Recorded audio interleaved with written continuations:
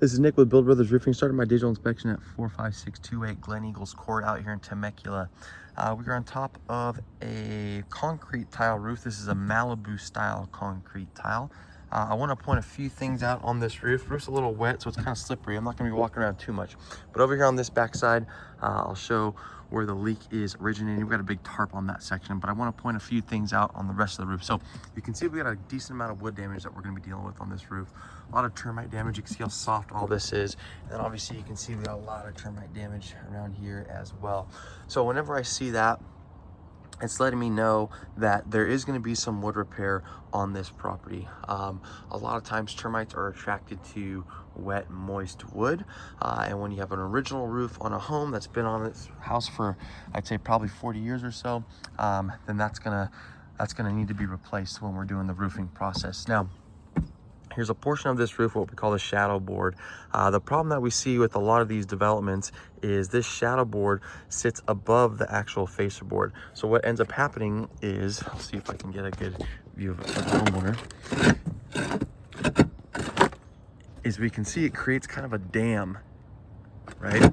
So that water, as it's getting underneath these tiles, gets stuck right behind this section, and that water ends up sitting, has nowhere to go. So a lot of times we end up having to replace a decent amount of this fascia board. So that's something that the homeowner is going to need to be prepared for. Wood repair is always an unknown variable for any roofing project. But if the wood is bad, then the nails aren't going to stick into it. They're not going to seal out properly, and they are going to need to be replaced. Now, this roof has been tuned up. It looks like somebody came by and redid some of these mortar caps, painted some of this valley metal as well, again just to kind of spruce it up a little bit, make it look nice. I pulled this tile. I want to show the homeowner what the condition of the underlayment is in. This was a loose tile, so I slid it down. Now, the reason I want to do that is there's a common misconception that the tile is what's protecting the home, when in reality it's the paper, the underlayment, that's protecting it. And when the underlayment gets to be at this point, it's gone past its life expectancy. So we can see how thin this is, how kind of fuzzy it is.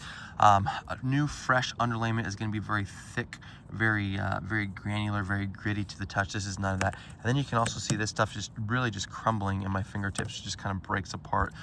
So when the underlayment gets to be at this point, it has gone well past its life expectancy and is in need of replacement.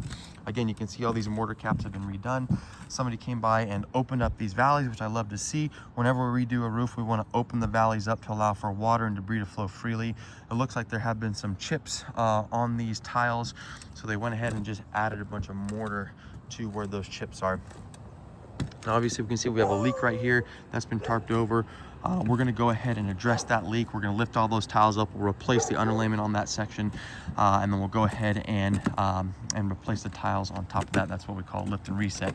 And that's what I'm going to suggest for the rest of this roof. Now, obviously, the sealant around all these penetrations, because somebody just came by and tuned it up, they redid the sealant, so that's still in pretty good shape.